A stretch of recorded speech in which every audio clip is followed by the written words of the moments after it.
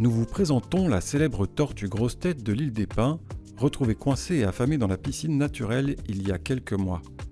Amaigrie, elle a pu reprendre des forces à l'aquarium des Lagons, et ce, grâce à l'intervention du Betticho qui prend en charge le voyage de la tortue. Après avoir bien été nourrie avec un régime alimentaire basé sur des crustacés, mollusques ou encore poissons et échinodermes, elle a été relâchée à la baie de Couteau, en présence de 2 gardes nature dont Tiffen Reed, qui revient sur son fabuleux périple.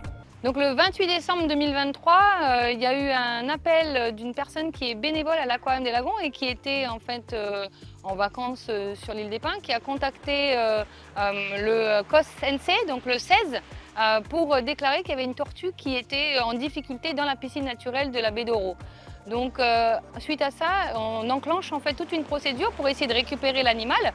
Et vu qu'elle avait l'air d'avoir besoin de soins, cette tortue grosse tête qui était juvénile, on l'a fait partir sur le Betticho avec l'aide de la gendarmerie de l'île des Pins, avec les pompiers qui sont venus aider à la porter aussi. Elle a été embarquée sur le Betticho et amenée à l'Aquarium des Lagons.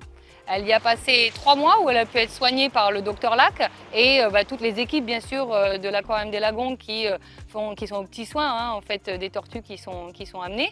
Et puis il y a quelques semaines en fait, ils nous ont indiqué que la tortue elle allait beaucoup mieux.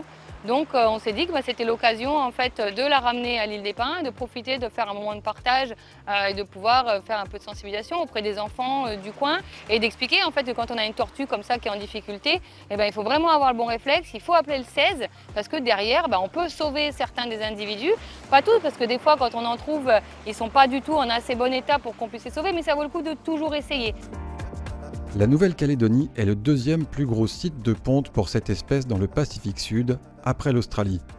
La population de femelles venant pondre sur le caillou augmente depuis 2006, mais se limite à quelques centaines d'individus.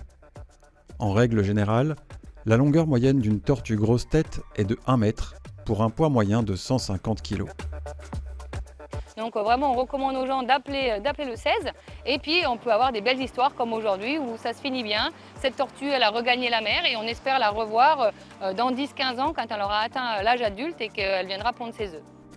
À savoir que la tortue grosse tête est classée comme étant en danger critique d'extinction.